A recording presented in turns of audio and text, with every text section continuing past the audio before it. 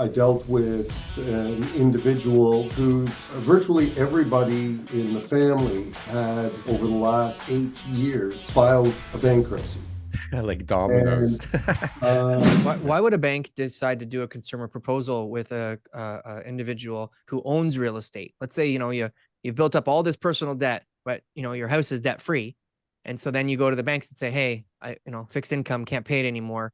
Is that like the law? They have to negotiate? No, Consumer proposal? they don't. So when it comes to putting forth a proposal, it's very much like an election. Creditors get to vote on the approval or rejection of the proposal, just like any election. The distinction is it's not one creditor, one vote, it's $1, one vote. So, but creditors typically will make a business decision. Is acceptance of this in our best interests? Does it maximize our recovery? If it doesn't, they may very well reject it. Generally, what they're going to do is look and say, oh, here's the offer on the table. If we reject this offer, what's the alternative? Well, typically the alternative is bankruptcy. So it's very easy for them to determine, in part because I have to provide a report that lays this out, what they might anticipate in the event that a bankruptcy occurred.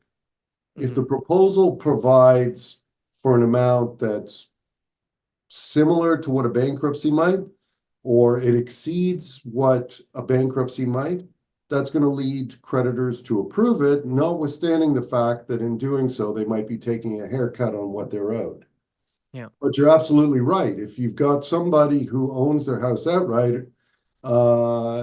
it is a very hard sell to convince creditors that they should take a haircut on what they're gotta put that house in somebody else's name. You gotta Well, change that thing. It probably in is already all right? by Listen, the time they get to Patrick. Dog owns the house. I don't know. People must come to you with all kinds of interesting kind of setups or techniques to get around scams to not pay people, or I guess funneled money towards other things instead of creditors.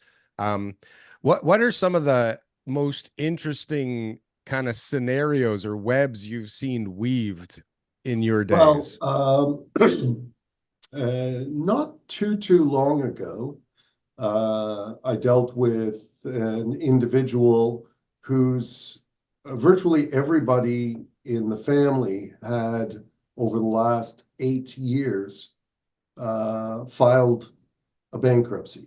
Like dominoes. It's your hot potato. Just take one for the team. All right. So, but there had been a bit of a shell game with real property, with real estate, and my file was sort of the last in the line, and the individual really had never worked, quite frankly, but somehow had amassed about $180,000 in unsecured liabilities, and had engaged in a transfer of the matrimonial home, which in turn was transferred to one of the kids. And so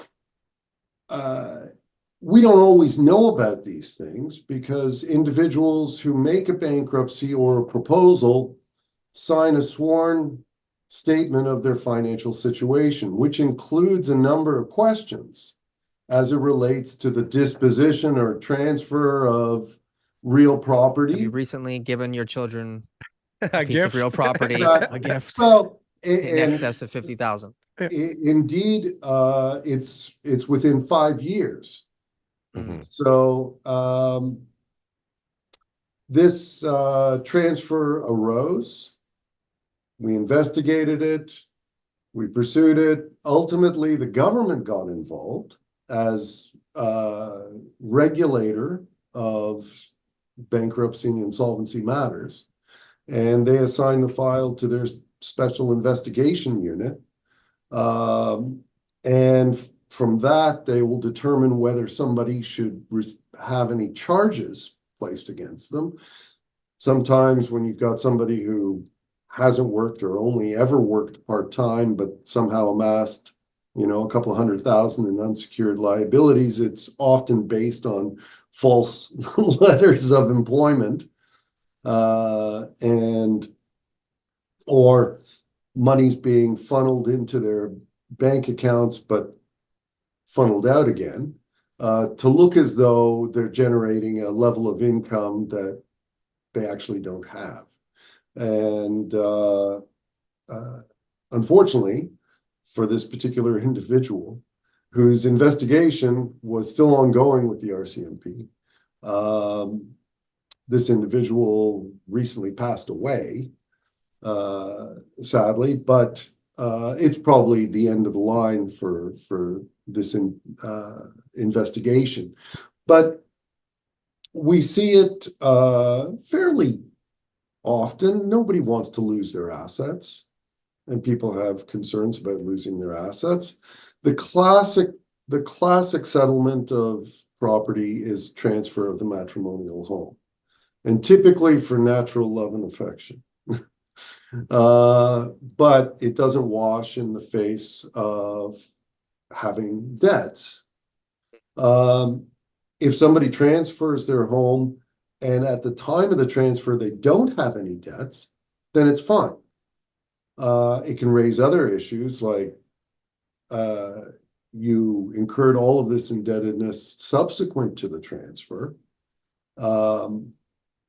which may suggest some kind of premeditation of getting money and goods and services with an intent of not paying. But the transfer itself is valid because the creditors ultimately aren't out anything. That's really the logic. The name of the game, and then like my uncles taught me this, and everybody like, you know, who I know who's got experience is, you know, get the house in your wife's name, do your business, and then go and take on all the risks and all the kind of stuff that you want to. That way, you know, you always protect that matrimonial home. It's the right advice. I've seen it over and over again. I know examples. My uncle, you know, I think it was like, I don't know what it was, in the 80s or something like that, explained to me how he had a lot of bad business debts, maybe even in the 70s. And that because the house was in his wife's name, it was protected. And then once he cleared up his mess, you know, the house is protected. And then he went on to start doing more business again. Maybe he chose a little bit safer route. So that was always ingrained in me, and as a little kid, is that's the goal. Hey guys, thanks for watching our clips channel. Why don't you go and check out some more clips? We got lots of other good content somewhere over here. Don't forget to like, comment, and subscribe. Boom. That was good. That was good. I like that. That was good.